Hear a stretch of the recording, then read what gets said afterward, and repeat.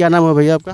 अशोक सैनी। अशोक सानी जी, कब से खेती कर रहे हैं आप? 5-6 साल से यहाँ पर कर रहा हूँ मैं। इसमें प्रॉफिट का कोई अंदाजा नहीं है, फसल का ऊपर है। फसल संभर गया तो ठीक है, नहीं तो लॉस भी चला जाता है। लॉस में चला जाता है। हाँ, इसका कोई अंत, फसल का कोई अंत नहीं है। अच्छा, कि एक कट्ठा में कितना ये निकलता है ये? एक कट्ठा में 1 कुंटल भी निकल सकता है कन्नत, और फॉल्स होने का बाद जैसे वो भी नहीं निकलता।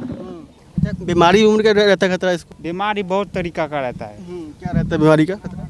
बीमारी गलने उलने लगता है, फसल गड़बड़ा जाता है, उसी सब से। तो फसल का कोई अंत नहीं रहता कि क्या होगा नहीं होगा, सो बात हो जाता है। अच्छा, क्या कहना चाहेंगे, सरकार की तरफ से कितनी मदद मिलती है आप लोगों को? हम लोग का कुछ नहीं मिलती है। सरकार तरफ से हम लोग को क्या मिलता है? कुछ नहीं लाभ मिलता है। देखिए, सिंघाड़ा के मामले में अगर बात की जाए तो बिहार जो है सो बहुत बड़ा एक्सपोर्टर है। यूपी को मिलाकर देख लिया जाए तो लगभग 70% जो है सो एक्सपोर्ट यूपी और बिहार ही करते हैं पूरे देश के अंदर में। उसके बाद अन्य राज्यों का नाम आता है, और इस सेम जो है सो मखाना के में भी जो है सो बिहार जो है सो लगभग 80 से 90% जो है सो एक्सपोर्ट करता है, सिर्फ भारत को नहीं, विदेशों को भी। और यही लोग जो है सो इससे पहले जो है मखाने की खेती हो चुकी है, उसके बाद अब जो है सो सिंघाड़े की खेती हो रही है। और किसानों की दुर्दशा देखिए, खुद ही इन लोगों को करना पड़ता है, उसके बाद जाके कुछ बच पाता है। ठीक है चाचा, क्या नाम हुआ आपका? चौठी सानी। अच्छा, क्या कहेंगे, कितने टाइम से खेती कर रहे हैं इसकी? अखाड़ से। अच्छा, अखाड़ से। अच्छा, ये फसल जो है वो कितने महीनों में तैयार हो जाती है? 3 महीना। 3 महीना में? 3 से 4 महीने लग जाता है। 3 महीना कोई खेती के नियम है, 3 महीना। हाँ, अच्छा, और लागत कितनी होती है? उतना हम कैसे बता देंगे? लागत तो जितना है जो कोई सीमा नहीं है। सीमा नहीं है। बचत का? बचत होता तो यही रहते हैं, 4-5 साल से खट रहे हैं, 5 साल से खट रहे हैं, वो पैसा नहीं बच रहा है, क्या करें? 5 साल से खट रहे हैं, पैसा बच नहीं रहा। और लीज पर लेते हैं क्या? हाँ, 1300 का कट्ठा लीज पर है। 1300 का कट्ठा सलियाना? हाँ, वही हुआ। सरकार से मदद कुछ नहीं। ठीक है चाचा, क्या नाम हुआ आपका? हमारा सुरेश पासवान।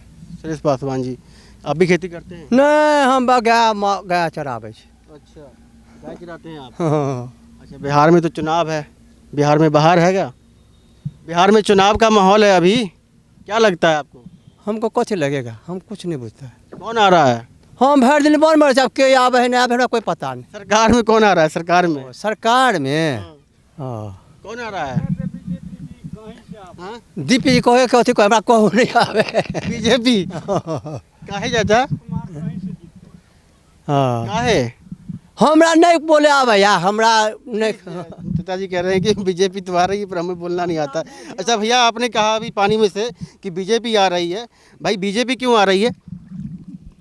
अभी आपने कहा कि सरकार ने कोई काम भी नहीं किया है। काम किया है तो सोचने वाला का ऊपर है।